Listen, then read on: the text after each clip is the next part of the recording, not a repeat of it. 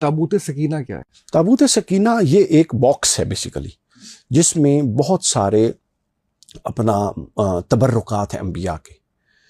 حضرت موسیٰ کا عصا اس میں ہے جس سے وہ معجزات دکھاتے تھے. حضرت ہارون کا جبہ اس میں ہے. حضرت سلیمان کی مرتب کی ہوئی اصل بائبل اس میں ہے.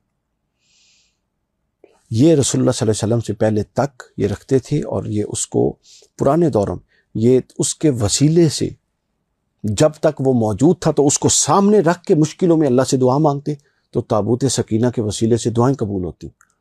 اور جب وہ موجود نہیں رہا، ٹھیک ہے نا، ہاں اب یہ بڑے اہم سوال ہے، وہ کہاں گیا کہ وہ جب ان لوگوں یہودیوں سے ان کا آپس میں اختلاف ہوا تو ایک طبقے نے ان سے چھین لیا، ٹھیک ہے، غیر مسلموں نے. یہ چونکہ اس وقت مسلم تھے. اب وہ تابوت سکینہ جا کے جس شہر میں رکھتے وہاں وبائیں پھوٹ جاتی، کیونکہ وہ ان کی ملکیت نہیں تھی. لوگ بیمار ہوتے، بچے بیمار ہوتے، قحط ہوتا. یہ کس دور کی بات ہے؟ حضرت سلیمان کے فوراً بعد کی بات ہے. حتیٰ کہ 3 شہر ویران ہو گئے تابوت سکینہ کی وجہ سے. یعنی تابوت سکینہ حضرت سلمان کی ملکیت میں بھی رہا؟ ہاں چونکہ اوپر سے آ رہا تھا نا. ٹھیک ہے. حضرت سلیمان کی بھی چیزیں اس میں تھی، آگے تک رہا. حضرت موسیٰ بعد میں آئے، حضرت موسیٰ کی چیزیں بھی اس میں تھی.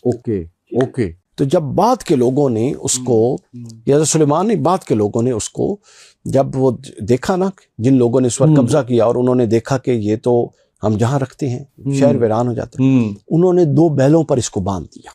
اچھا. تو اللہ تعالیٰ کے اب وہ بیل انہوں نے چھوڑ دیے. تو آگے روایات میں ہے کہ اللہ تعالیٰ کے حکم سے وہ پھر بیل ایسی جگہ پر گئے کہ اس کے بعد وہ غائب ہو گیا، ابھی تک کسی کو پتہ نہیں. ٹھیک ہے. اب یہ یہود کا یہ عقیدہ ہے کہ وہ قیامت سے پہلے دوبارہ ظاہر ہوگا.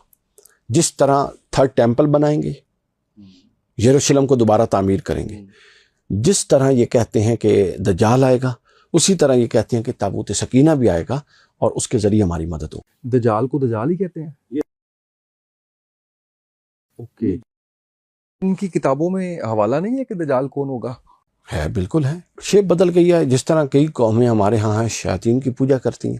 ابھی کچھ عرصہ پہلے وقار زکا کا ایک کلپ چل رہا تھا، آپ نے دیکھا، ایلومیناٹی والا.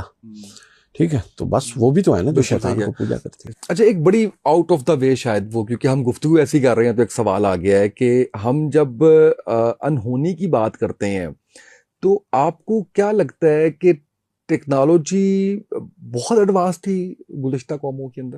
حضرت نوح علیہ السلام کا جب سیلاب آیا تو کچھ دن پہلے میں ایک ریسرچ پیپر پڑھ رہا تھا کہ اس دور کے ظاہر ہے سیلاب کے ساتھ مٹی ہوتی ہے تو وہ ہر شبہ